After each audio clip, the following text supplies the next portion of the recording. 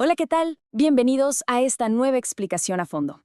Hoy nos vamos a clavar en uno de los espacios más fascinantes, pero, híjole, también de los peor entendidos de todo nuestro pasado mesoamericano. Imagínense por un momento que están caminando por el recinto sagrado de Tenochtitlan. Es de noche, hay una neblina súper espesa y de repente, frente a ustedes, se levanta esta arquitectura volcánica monumental del Imperio Mexica. ¡Wow! ¡Qué imagen tan poderosa!, ¿no? O sea, estar parado ahí, frente a esas estructuras masivas, nomás iluminadas por antorchas. Fíjate que me vuela la cabeza de solo pensarlo. ¿Está cañón?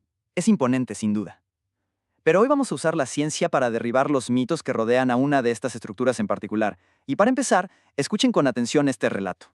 A ver, dice, una plataforma con 60 a 70 postes altos de madera conteniendo 136,000 cráneos. Esto lo escribió el conquistador Andrés de Tapia. 136,000. O sea, es una locura total, ¿no? Totalmente de acuerdo, Pat. Es una locura y de hecho es una exageración tremenda. Y nos ilustra perfecto este sesgo eurocéntrico del siglo XVI. Digamos que este es el clásico mito de barbarie que usaron los españoles para, justificar la destrucción de todo el recinto sagrado. Como no entendían para nada esta otra edad tan radical del ritual prehispánico, prefirieron tacharlo de salvajismo irracional. Pero afortunadamente hoy tenemos herramientas que ellos ni se imaginaban. Vamos a ver cómo la arqueología moderna ha cambiado esta narrativa por completo. La verdad forense del Pau, desmintiendo a los conquistadores. Como en cualquier buena investigación, para entender la verdad tenemos que analizar los datos duros que nos arroja el programa de arqueología urbana, el famosísimo Pau de Lina, específicamente con sus hallazgos ahí en la calle de República de Guatemala número 24, justo atrasito de la Catedral Metropolitana en la Ciudad de México. Desde 2015, este equipo de científicos ha estado trabajando a 3,5 metros bajo el nivel de la calle actual para desentrañar todo este misterio. Y aquí es donde la ciencia deconstruye la propaganda colonial. Fíjense bien. 603. Esa es la cantidad exacta de cráneos que los arqueólogos han documentado in situ en la torre cilíndrica y la plataforma. ¿Qué diferencia? O sea, pasar de la cifra loquísima de 136,000 a 603 cráneos documentados reales. Es un contraste abismal, la verdad. Así es. La evidencia arqueológica de esta etapa 6 del Templo Mayor nos da una dimensión real y demográfica que nunca antes habíamos tenido. Y hablando de demografía, vamos a ver cómo se compone este grupo, porque los resultados del laboratorio nos dieron muchísimas sorpresas. Oye, aquí me surge una duda clave. Siempre nos han contado que el Tzompantli era como un altar exclusivo para los guerreros enemigos que capturaban en batalla, pero aquí resalta un 23% de mujeres adultas y hasta un 2% de infantes. ¿Qué onda con eso? ¿Qué hacían ellos ahí? Qué buena observación. Ese dato rompe otro mito gigantesco. Aunque el 75% sí son varones adultos jóvenes, la presencia tan representativa de mujeres y niños nos indica que la selección de estas personas era, ritualmente hablando, súper compleja. Además, los análisis de isótopos estables y de genética que se hicieron con institutos internacionales nos confirman que estas personas tenían una movilidad geográfica enorme. Venían de provincias y ecosistemas mesoamericanos bien lejanos, lo que nos subraya el inmenso alcance geopolítico que tenía el Imperio Mexica. Pero te digo algo, lo más revelador no es solo quiénes eran, sino cómo fueron procesados. Este proceso estaba lejísimos de ser una carnicería caótica. Era un procedimiento sumamente estructurado, hace cuenta casi quirúrgico. Las marcas microscópicas de corte por los cuchillos de obsidiana nos revelan 3 pasos súper claros. Primero, una decapitación limpia, cortando los músculos cervicales. Segundo, un desollamiento, haciendo una incisión cuidadosa en la piel en la parte de atrás del cráneo. De hecho, a veces hervían la cabeza en agua de cal para poder quitar el tejido sin dañar el hueso. Y tercero, mediante percusión súper controlada, hacían hoyos perfectamente simétricos en los huesos parietales para poder atravesar la vara de madera. No, bueno, increíble el nivel de sistematización forense. Todo tenía un orden impecable.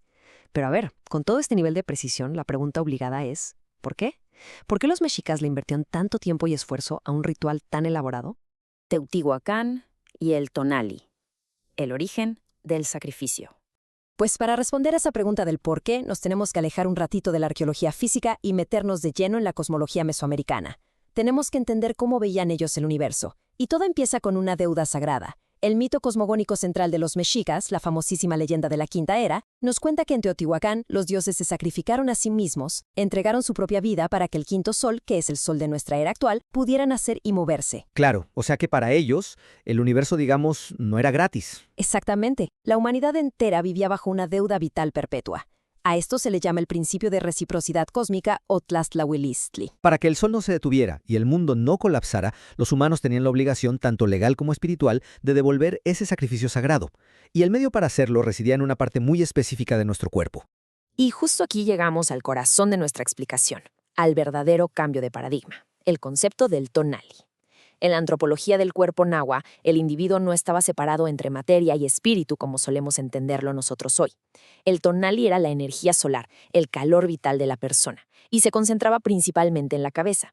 Así que bajo esta visión, un cráneo en el Zompantli para nada estaba muerto.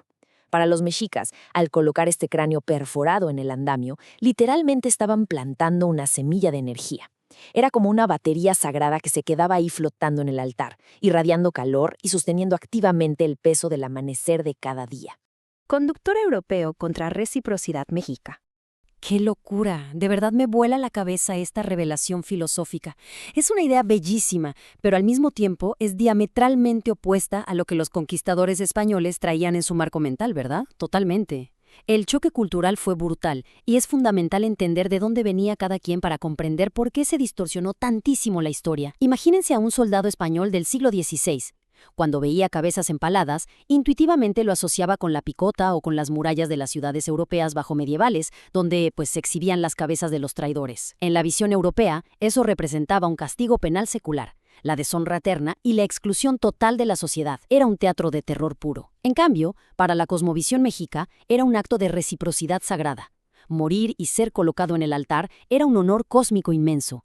Implicaba que el individuo no se iba al inframundo oscuro, sino que acompañaría al sol en su viaje diario por el cielo en un estado de gozo eterno. Era la reintegración suprema de la energía vital al orden del universo.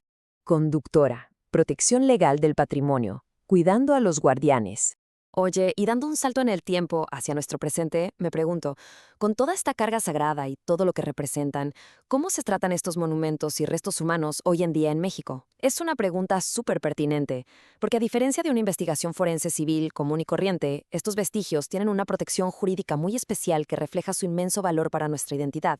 Esta protección legal de nuestro patrimonio tiene raíces muy profundas. Comienza formalmente en 1897, cuando Porfirio Díaz declara que las ruinas arqueológicas son propiedad federal, pero el punto clave llega en 1972, con la promulgación de la Ley Federal sobre Monumentos y Zonas Arqueológicos, Artísticos e Históricos.